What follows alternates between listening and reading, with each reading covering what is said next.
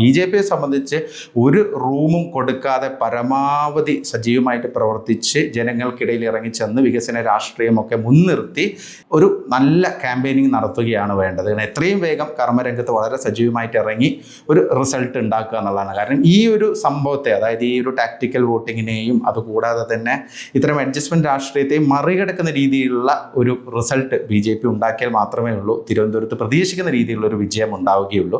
ഉത്തരേന്ത്യയിലൊക്കെ BJP പയറ്റുന്ന ഒരു style നമുക്കറിയാം. കാരണം കൂടുതൽ വോട്ടുകൾ നേടി 50%-ലധികം വോട്ടൊക്കെ നേടിയിട്ടാണ് അവിടെ പല മണ്ഡലങ്ങളും ഇത്തരം അഡ്ജസ്റ്റ്മെൻറ്റ് രാഷ്ട്രീയങ്ങളെയും ന്യൂനപക്ഷ ടാക്ടിക്കൽ വോട്ടിങ്ങിനെയൊക്കെ മറികടക്കുന്നത്. അപ്പോൾ ഇവിടെ അത്ര സാധ്യമല്ലെങ്കിൽ പോലും പരമാവധി വോട്ടുകൾ നേടുക. കാരണം കഴിഞ്ഞ തദ്ദേശ തെരഞ്ഞെടുപ്പിലും അതുകൂടാതെ ലോക്സഭാ തെരഞ്ഞെടുപ്പിലും മുന്നേറ്റം ഉണ്ടാക്കിയിട്ടുണ്ടെങ്കിലും അതുമാത്രം പോരാ, 6 വോട്ട് മാത്രം പോരാ നിയമസഭാ തെരഞ്ഞെടുപ്പിൽ നേമത്തും വട്ടിയൂർക്കാവും കഴക്കൂട്ടത്തൊക്കെ BJPക്ക് ജയിക്കാൻ. അപ്പോൾ അതിലും മികച്ചൊരു പ്രകടനം BJPയുടെ ഭാഗത്തു നിന്ന് ഉണ്ടാകണം എന്നുള്ളതാണ് ചുരുക്കമായിട്ട് നമുക്ക് പറയാൻ പറ്റുന്നൊരു കാര്യം.